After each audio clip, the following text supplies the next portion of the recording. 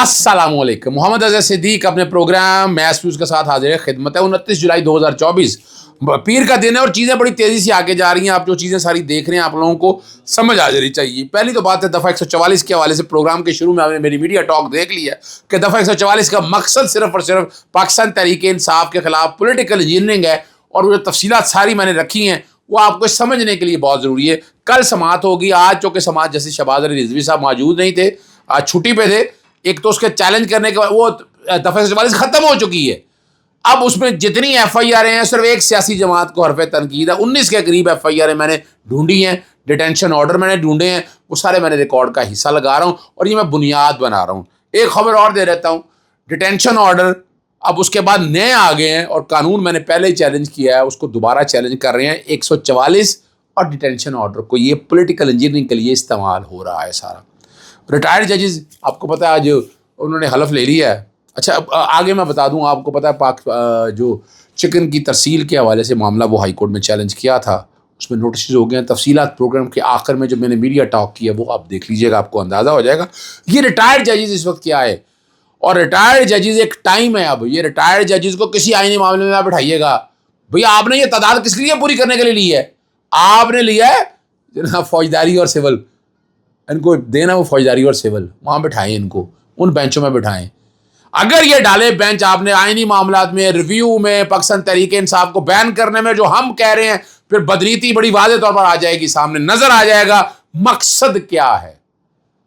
इनका कोई ताल्लुक नहीं है, दोनों ने हलफ ले लिया। चले 100 बिस्मिल्लाह, नौकरी लिखी थी, रिस्क लिखा हुआ था, रिस्क मिलेगा और हो सकता है ये जजेस अपनी पेंशन या बाकी जो बरात ले रहे हैं वो छोड़ भी दें, लेकिन छोड़ना किसी ने नहीं इस पर। और अब देखेंगे आगे क्या होता है। लेकिन मैं आज रिकॉर्ड पे रखना चाहता हूँ कि अगर ये उन बेंचेस का हिस्सा हुए तो फिर बात बड़ी वाज़ेह आ जाएगी। अच्छा एक और जो नुक्ता नज़र में जाते जाते रख दूँ, मैं इसमें तहरीक लब्बैक पाकिस्तान या जस्टिस काजी फाइसा के हवाले से मैं किसी कंट्रोवर्सी का हिस्सा नहीं बनता, लेकिन मुझे कहीं ना कहीं एक बात नज़र आती है कि ये भी कोई एक्सटेंशन वाला मामला तो नहीं है। बस इतना इशारा दूंगा मैं, बाकी नहीं बात मैं करूँगा, बाकी मैं मामला नहीं करूँगा, ना मैं करना चाहता हूँ। मैं इनमें कंट्रोवर्सी बिल्कुल नहीं पढ़ना चाहता इस सारे मामले में। ये बड़ा सोचने वाली बात है, टाइमिंग है। देखें तहरीक लब्बैक पाकिस्तान ख़त्म नबूवत पे बहुत काम कर रही है, अल्लाह ताला आसानी रखे वजाहत के साथ। लेकिन देखें हम सपोर्ट करते हैं इस मामले को आइन और कानून के मुताबिक, बस दैट्स ऑल। आगे चलते हैं, आपको ले चलते हैं। और इमरान खान साहब ने जो है ना, जो तहरीक इंसाफ के शहीद कारकुनों की फैमिलीज़ के लिए मखसूस नशस्तों की पेशकश की है। और अरूबा कोमल का मैंने आपको कल ही बता दिया था, ज़मानत हो जानी खातून है कुछ नहीं। अब यहाँ दो तरह की कंस्पिरेसी चल रही हैं। वो कुछ कह रहे हैं कि जनाब अरूबा कोमल बहुत कुछ बताई है इसलिए उसकी ज़मानत के हवाले से नहीं, औरत खड़े हो रही है। ये दोनों कंस्पिरेसी को फॉर द टाइम बिंग छोड़, जब आएगी तब देखी जाएगी। औरत भी है और जो कि पर्चा बड़ा कमज़ोर है ना, 11 लाख पता नहीं अकाउंट चलाना, यार ये नहीं हो सकता। ये जब भी जाना है और दोबारा उसकी बनती है, मटीरियल आए ना, मटीरियल क्या है। इसी तरह अहमद मसूद जजुआ को मटीरियल को दा सके, बड़ा बताया जी, बड़ी धमाका खेज बरामद हुआ, पता नहीं क्या कुछ हुआ है, क्या हुआ। और थोड़ी सी गुफ्तगू करूँगा इलेक्शन ट्राइब्यूनल के हवाले से भी। इलेक्शन ट्राइब्यूनल आगे चलने के लिए फॉर्म 45-47 अगस्त और सितंबर की जो मैंने बातें की हैं वो आपके समझने के लिए बहुत ज़रूरी है। वज़ीर खैबर पख्तूनख्वा को अली मीन गंडापुर ने इमरान खान साहब की खुसूसी हदायत पर जो है ना शहीद पार्टी कारकुनान की फैमिलीज़ को मखसूस देने की पेशकश की है। शहीद मोहम्मद बिलाल के ख़ानदान ने पेशकश को कबूल कर लिया और उनकी बेवा खुशबू का नाम मखसूस लिस्ट में शामिल कर दिया गया। ये एक बड़ी खबर है। और पाकिस्तान तहरीक इंसाफ देखें, मेरिट अपनी जगह है, लेकिन यहाँ पर कुछ मेरिट भी थोड़ा बहुत वायलेट करना पड़ता है।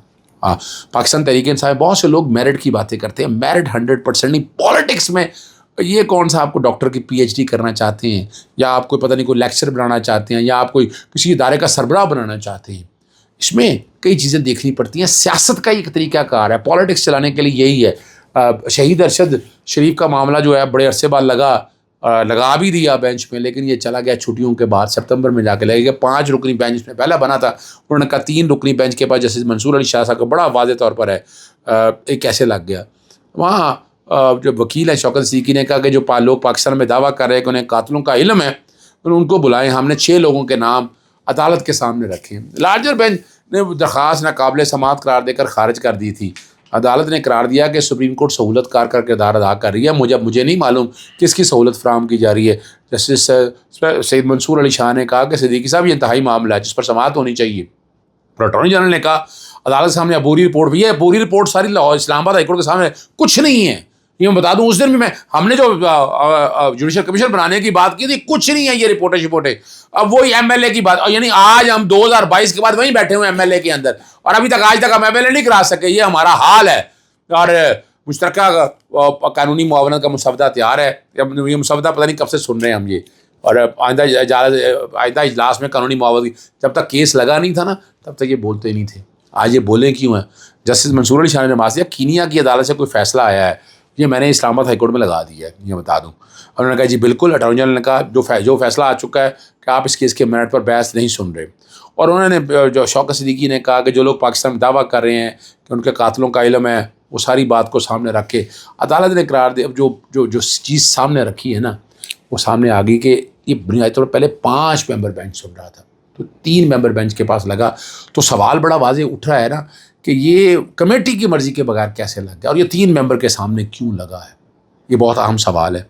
اور آپ کو آگے آخری بات کی طرف میں لے چلتا ہوں. الیکشن ٹرائبیونل والا, آپ کو پتہ ہے کہ یہ الیکشن ٹرائبیونل 180 دن کے اندر فیصلہ کرنا تھا. پنجاب میں جو حالت ہوئی یہاں تبدیل کر کے, اور یہاں جو کہ آرڈیننس آ گیا. اب آرڈیننس کے ذریعے جو پہلے فیصلہ آیا تھا کہ ایک جیسے کیس ٹرانسفر نہیں کر سکتے, وہ معاملہ سپریم کورٹ کے سامنے پینڈنگ پڑا ہوا. یہاں چونکہ اب نیا آرڈیننس آ گیا ہے اور نیا آرڈیننس سے اگر نیا ایکٹ لے لیا ہے, پہلے آرڈیننس کو چیلنج کیا, اب ایکٹ اس پہ نوٹسز آلریڈی ہو چکے ہیں. اور وہاں جو بات سارے رکھنی ہے جو الیکشن ٹرائبیونل کے متعلق جو درخواست میں زبان استعمال ہوئی وہ قابل برداشت نہیں. عدالت نے اپنے آرڈر میں سے توہین آمیز قرار دیا. کسی شخص کے لیے ہوتی ہے اگر توہین اس چیز کو اس طرف جانے دیا گیا تو یہ سیاسی لوگ بھی آئندہ پھر کریں گے. اس ادارے کی حفاظت عدالت کی ذمہ داری ہے اور ہماری ذمہ داری ہے. اسلام آباد میں صرف ایک ہی ٹرائبیونل سے ختم نہیں کیا جا سکتا. اس پہ بڑی سمپل دلائل سننے کے بعد فیصلہ جو ہے محفوظ کر لیا ہے. اور کہ ویٹ فار آرڈر کا لفظ ذکر کہ محفوظ کا مطلب ہوتا ہے لمبی بات ہے, اور یہی کہا ہے کہ 1-2 دنوں کے اندر جو ہے وہ فیصلہ وہ کر دیں گے تینوں امیدوار. اور یہ یاد رکھیے گا فارم 45 اور 47 اسلام آباد چونکہ 3 حلقے ہیں یہاں سیٹل ڈاؤن ہو گیا, اس لیے میں اگست اور ستمبر میں کہتا رہتا ہوں. عروبہ کو آپ کو پتہ ہے کومل کو ضمانت بعد سے گرفتاری مل گئی ہے, اور جوڈیشل مجسٹریٹ شبیر بھٹی نے 50,000 کے کی ہے. عدالت میں وکیل پیش ہوئے اور 2 خواتین کی وہ کہہ رہے ہیں ضمانت پہلے منظور ہو چکی ہوئی ہے, اور عروبہ کو FIR میں نامزد بھی نہیں ہے.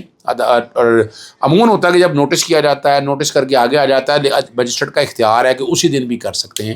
اس ساری عوام ہے. عروبہ کومل کو گزشتہ روز آپ کو پتہ ہے جج جوڈیشل ریمانڈ پر بھیج دیا تھا, جبکہ رؤف حسن وغیرہ باقی کو نا PK ایکٹ کے تحت آگے ریمانڈ حوالے کیا تھا. اس کیس کا کچھ نہیں بننا, یہ میں بتا دوں. یہ صرف آخری چالیں ہیں یا جو بھی ہیں کہ عمران خان 9 مئی والا بیانیہ وہ آپ لوگوں کے سامنے ہے کیا حالت بنی ہے اس کی. اور یہ والا جو ہے یہ کوشش کی جا رہی ہے کہ ڈیجیٹل ٹیررزم کی طرف جایا جائے گا, لیکن ڈیجیٹل ٹیررزم کی ڈیفینیشن نہ ہمارے کسی قانون میں ہے, نہ آئین میں ہے, نہ یہ جہاں سے اگر انفر کی اگر اس کا مطلب دیکھا جائے اس کا مطلب ہی آل ٹوگیدر ڈفرینٹ لائن کے اوپر ہے. CDD کاؤنٹر ٹیررزم ڈپارٹمنٹ نے سارے معاملے دیکھ لیں, لیکن ابھی تک کوئی شہادت ہے ریکارڈ میں ایسی کوئی چیز نہیں آئی. جس طرح 9 مئی کے کچھ نہیں ہے, یہ بھی کچھ نہیں ہے.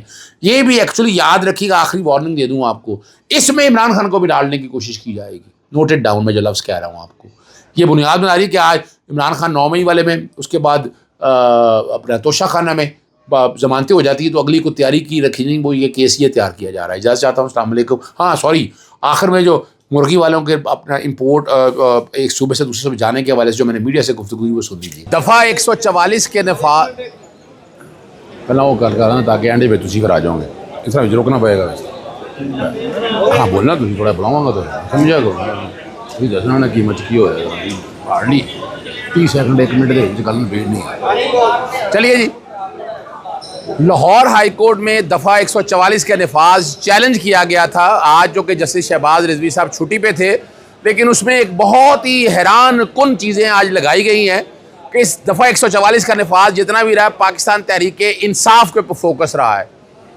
144 کا نفاذ کرانے کے بعد پرچے سارے جو ہوئے ہیں 15 کے قریب پرچے دفعہ 144 کے نفاذ کے بعد عدالت میں آج لگا دی ہیں اور کہا ہے ریکارڈ کا حصہ بنایا جائے.